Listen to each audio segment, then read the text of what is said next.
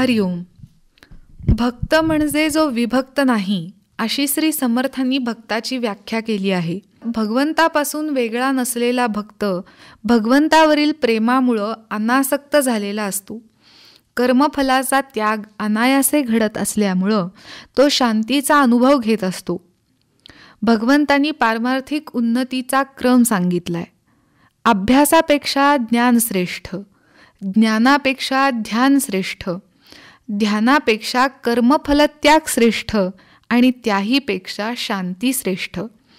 ही शांती प्राप्त होण्यासाठी साधकाच्या म्हणजे भक्ताच्या ठिकाणी कोणती लक्षणं असावीत याचं मार्गदर्शन आपल्याला माऊलींनी केलंय.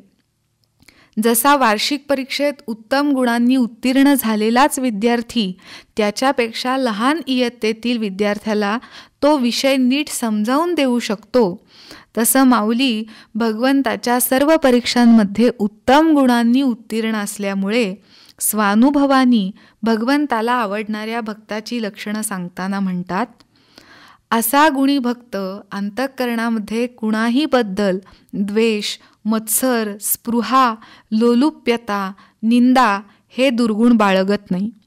याचं महत्त्वाचं कारण म्हणजे त्याने अंतःकरण मलिन होतं.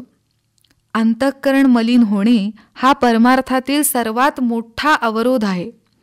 असा भक्त हे जाणून असतो की मी कुणाचा द्वेष केला तर त्यामध्ये त्या व्यक्तीचं काही नुकसान नाही, पण माझं अंतःकरण मात्र अकारण गढूळ होईल.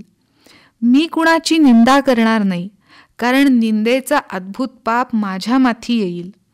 मी कुणाशी कसली आणि का स्पर्धा करावी?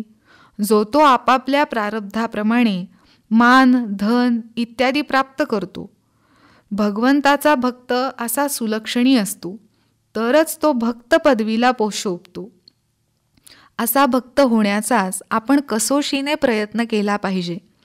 नाहीतर कीर्तन प्रवचनाला जाऊन धार्मिक उत्सव कर्मकांड करून पदरात खरा लाभ पोचणारच नाही. मी स्वतःला परमेश्वराचा भक्त म्हणून घेत असेन तर अशा प्रकारचे अवगुण माझ्यात नाही ना, ही स्वपरीक्षा आपण आवर्जून करावी. मी नाम घेतो, देवपूजा करतो, पण दुसऱ्याची निंदा करावी, मत्सर करावा, द्वेष करावा असे अवगुण माझ्यामध्ये आहेत का? असे आढळून आले तर भक्तपदापासून आपण खरोखर शेकडो किलोमीटर दूर अंतरावर आहोत असं निश्चित समजून स्वात्मपरीक्षण करणं गरजेचं आहे. ज्ञानेश्वरीची किंवा कोणत्याही सद्ग्रंथाची कितीही पारायणं केली तरी भगवंताला अपेक्षित भक्ताचं वर्तन आपल्याकडून होत नसेल तर ते वाचन यांत्रिक ठरणार नाही का?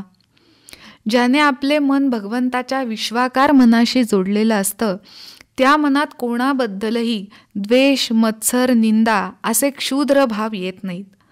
माऊली म्हणतात, आपणची विश्व जाहला तरी भेदभाव सहजची गेला, म्हणून द्वेषू ठेला जया पुरुषा. आपल्या घरामध्ये बाजारातील उत्तमोत्तम वस्तू, सामान, वाहनं, दागिने इत्यादीची रेलचेल असावी म्हणून आपण सदैव कटाक्षाने सर्वोत्तम तेच घरी आणण्याचा प्रयत्न करतो. आपली 4 चाकी गाडी जर 10 लाख रुपये किमतीची असेल तर प्राणापेक्षाही तिची जास्त काळजी घेतो.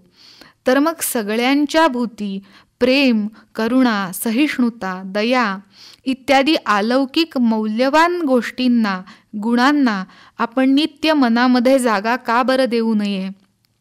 भगवंत म्हणतात, हे विश्वची माझे घर, ऐसी मती जयाची स्थिर, किंबहुना चराचर आपण जाहला. अशा उंचीवरून जेव्हा भक्त माझ्या भजनी लागतो तेव्हा त्याला मी डोक्यावर घेतो. याच ओवीवर पुढील भागापर्यंत चिंतन आणि आचरण करू. तोपर्यंत रामकृष्ण हरी.